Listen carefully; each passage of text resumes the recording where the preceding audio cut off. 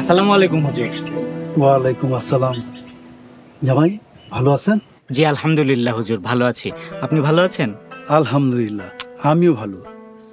মসজিদে তো আজান হয়ে গেছে, চলেন। জি হুজুর, আপনার জন্যই অপেক্ষা করছিলাম। কেন? একটা মাসালা জানা ছিল। কিসের মশলা বলেন?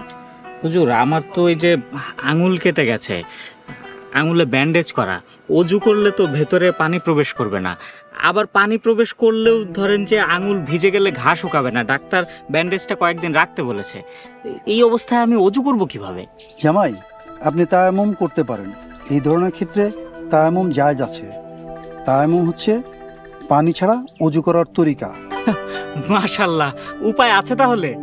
জি জামাই, আছে। ইসলাম হচ্ছে সহজ সরল সুন্দর একটা মানবতার ধর্ম। সকল সমস্যার সমাধান আছে ইসলামে। আচ্ছা হুজুর, তাহলে তায়াম্মুম করব কিভাবে? আসেন, আমি আপনাকে শিখিয়ে দিচ্ছি। জি চলেন।